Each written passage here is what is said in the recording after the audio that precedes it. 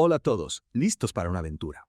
Hoy nos vamos a sumergir en algo que a primera vista puede parecer un poco técnico, pero les prometo que es fascinante. La producción de urea, un proceso clave en la química industrial. Sí, la urea, ese fertilizante tan común. Exacto, sé que vemos en las bolsas, pero Perfecto. detrás de este producto tan cotidiano se esconde todo un mundo de ciencia e ingeniería. Es esencial para la agricultura, para alimentar al mundo. Ajá. Y lo que la hace tan especial es su alto contenido de nitrógeno, un nutriente vital para el crecimiento de las plantas. Entonces, ¿por dónde empezamos a desentrañar este proceso? Bueno, la producción de urea se puede dividir en 3 etapas principales. Es como una receta, pero en lugar de ingredientes de cocina, tenemos reacciones químicas. Me gusta la analogía.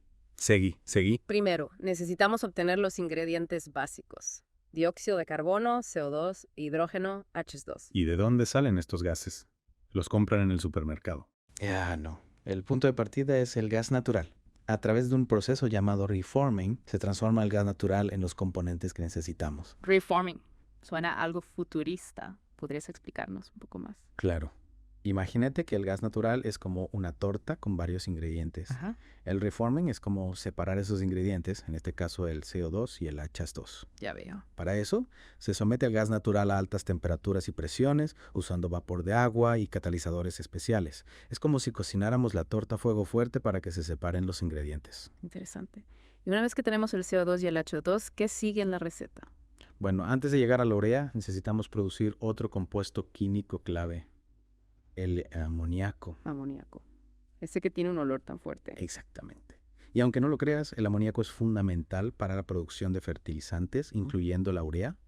Para producirlo, se utiliza el hidrógeno obtenido en la etapa anterior y se lo combina con nitrógeno, que viene del aire. O sea que estamos usando literalmente el aire que respiramos para hacer fertilizantes. ¿Cómo es el proceso para combinar el hidrógeno y el nitrógeno? Se llama síntesis de amoníaco y es uno de los procesos químicos más importantes a nivel industrial. Se lleva a cabo a alta presión y temperatura en presencia de un catalizador de hierro. Es un proceso bastante complejo, pero lo importante es que nos permite obtener amoníaco a gran escala. Impresionante. Y entonces ya tenemos el CO2 del reforming y el amoníaco de la síntesis. Ya podemos hacer la urea. Casi, primero tenemos que purificar el CO2. ¿Te acuerdas que te dije que era como separar los ingredientes de una torta? Bueno, a veces quedan algunos pedacitos de otros ingredientes mezclados. Ya, coca. Entonces hay que limpiar el CO2 antes de usarlo. ¿Y cómo hacen eso? Utilizan una solución especial que captura el CO2, como si fuera un imán. Luego, se calienta la solución para liberar el CO2 puro. Es una técnica muy ingeniosa. La verdad que sí. Entonces, tenemos el CO2 purificado y el amoníaco. Ahora sí llegamos a la parte donde se forma la urea. Exactamente.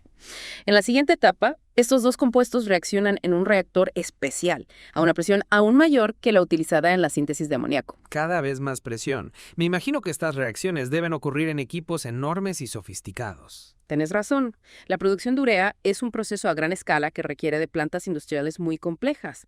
Pero a pesar de la complejidad, es fascinante ver cómo se combinan la ciencia y la tecnología para producir algo tan esencial como un fertilizante. Totalmente de acuerdo. ¿Y qué pasa con el amoníaco y el CO2 que no reaccionan?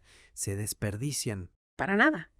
Una de las cosas más interesantes de este proceso es que se reciclan los materiales que no reaccionaron, es decir, se vuelven a introducir en el reactor para que tengan otra oportunidad de reaccionar. Qué bueno que no se desperdicia nada.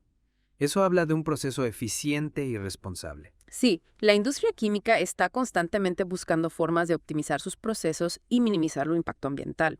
Y la producción de urea es un gran ejemplo de ello. Bueno, ya sabemos cómo se obtienen el CO2 purificado y el amoníaco y cómo reaccionan para formar urea. Pero ¿qué pasa después? La urea ya está lista para usar en ese punto. Todavía no. La urea que se forma en el reactor está mezclada con agua, como un jarabe. Para obtener la urea sólida que se utiliza como fertilizante, es necesario concentrarla y secarla. Claro, es como hacer dulce de leche. Primero tenés una mezcla líquida y después la cocinas para que se espese y se solidifique. ¿Y cómo hacen para concentrar y secar la urea? Se utiliza un proceso de evaporación a vacío que permite eliminar el agua sin descomponer la urea. El resultado es una urea fundida, lista para ser transformada en su forma final, las perlitas que vemos en las bolsas de fertilizante. ¡Qué interesante! Me muero de curiosidad por saber cómo se forman esas perlitas. Pero antes de llegar a las perlitas hay otro paso. Así. Acordate que la urea que sale del reactor está disuelta en agua. Sí, como un jarabe dijiste. Exactamente. Yeah. Para obtener la urea sólida, esa que vemos en las bolsas, hay que sacarle el agua. ¿Y cómo se hace eso? Se utiliza un proceso de evaporación, pero no a presión atmosférica, sino a vacío. A vacío. ¿Por qué? Porque si calentas la urea a presión normal, se descompone. En cambio, al vacío, el agua se evapora a menor temperatura y la urea se mantiene intacta. Qué interesante. Entonces, después de la evaporación, ¿qué queda? Urea fundida, lista para ser transformada en las famosas perlitas. Ajá. Ahora sí, contame cómo se hacen esas perlitas. El proceso se llama granulación y en el caso de la urea se usa un método bastante ingenioso, el prilling. Imagínate una torre gigante de unos 80 metros de altura. 80 metros. Eso es como un edificio de, no sé, 20 pisos. Algo así.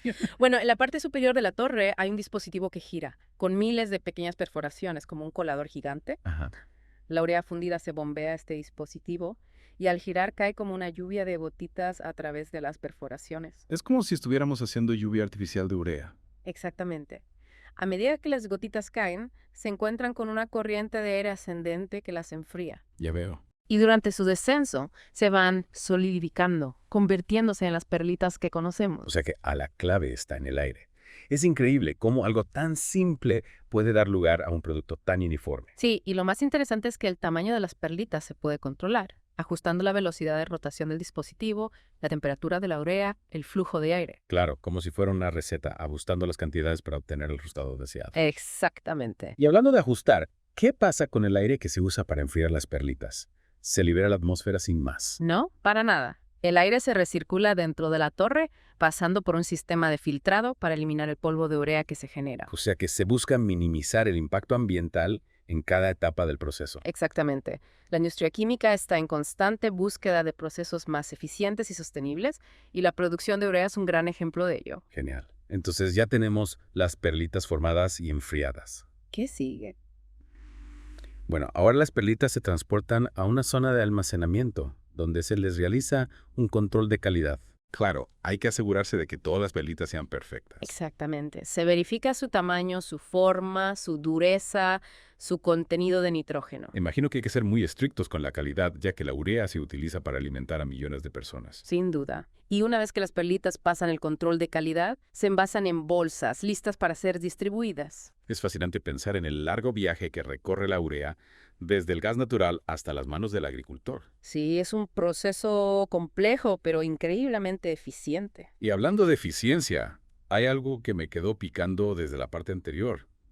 ¿Te acordás del carbamato de amonio? Ese compuesto intermedio que se forma durante la reacción. Sí, dijiste que una parte se convertía en urea y agua y otra parte se reciclaba. Exactamente. ¿Y qué pasa con esa parte que se recicla? Bueno, antes de volver al reactor, hay que descomponerlo de nuevo en amoníaco y CO2. Ah, claro, para que puedan volver a reaccionar y formar más urea. Exactamente. Se hace una etapa aparte, utilizando calor y presión. O sea que los gases vuelven a su estado original para ser reutilizados. Sí, es un ciclo. La idea es aprovechar al máximo los recursos y minimizar las pérdidas. Me encanta esa filosofía de nada se desperdicia, todo se transforma. Es clave para una industria química más sostenible. Totalmente de acuerdo. La verdad es que me ha impresionado la complejidad y la sofisticación de la producción de urea. Es un proceso fascinante, sin duda. Y todavía nos falta hablar de su impacto en el mundo real. Pero eso lo dejamos para la próxima parte de nuestro Deep Dive. Increíble todo el proceso de la urea, ¿no? Pero ahora me pregunto, ¿qué pasa con esas perlitas una vez que salen de la fábrica? Ahí está lo interesante, porque la urea no se queda solo en las bolsas. Claro. Su impacto se extiende a la agricultura, al medio ambiente, a la economía global. Empecemos por la agricultura, que es donde más le conocemos. ¿Cómo influye en la producción de alimentos a nivel mundial? Bueno, imagínate que las plantas son como atletas, necesitan nutrientes para crecer y uno de los más importantes es el nitrógeno. Claro, el combustible para las plantas. Exacto, y ahí es donde entra la urea, una fuente concentrada de nitrógeno. Al aplicarla a los cultivos, les damos ese empujón extra para producir más alimentos. Dice que la urea es clave para alimentar a tanta gente, pero no hay riesgo de usar demasiado. Tienes razón. Si bien es esencial para la agricultura moderna, su uso excesivo puede tener consecuencias. Por ejemplo, Bueno, el exceso de nitrógeno en el suelo puede contaminar las aguas subterráneas, los ríos, afectar la vida acuática. ya veo. También puede liberarse a la atmósfera como gases de efecto invernadero, contribuyendo al cambio climático. Complicado. Hay que encontrar un equilibrio entre la necesidad de producir alimentos y cuidar el medio ambiente. Exactamente. Y por eso hay muchas iniciativas en marcha. ¿Cómo cuál es?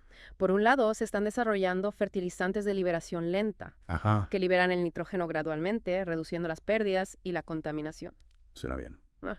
Y en cuanto a las prácticas agrícolas, También se están implementando técnicas de agricultura de precisión. ¿eso qué es? Permiten aplicar la cantidad justa de fertilizante en el lugar y momento adecuado, minimizando el desperdicio. O sea, ser más inteligentes en el uso de la urea. Exacto. Aplicar la ciencia y la tecnología para maximizar sus beneficios y minimizar sus impactos. Y hablando de impacto, ¿cuál es el de la urea en la economía global? La urea es un producto con una gran demanda mundial, especialmente en países en desarrollo. Ajá. Su precio está influenciado por muchos factores: la oferta y demanda de gas natural, los costos de producción, las políticas comerciales. O sea que la urea no solo es importante para la agricultura, sino que también mueve la economía global. Sin duda. Y su importancia seguirá creciendo en las próximas décadas. Bueno, creo que hemos hecho un recorrido bastante completo por el mundo de la urea, desde la química de su producción hasta sus implicaciones en la agricultura, el medio ambiente, la economía global. Hemos visto cómo un producto tan simple puede tener un impacto tan profundo en nuestras vidas. La verdad que sí. Y me quedo con una idea.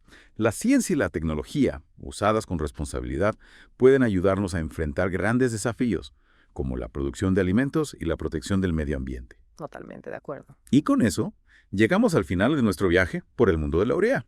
Gracias por acompañarnos, esperamos que hayan disfrutado de esta inversión. Hasta la próxima. Hasta pronto. Haré otras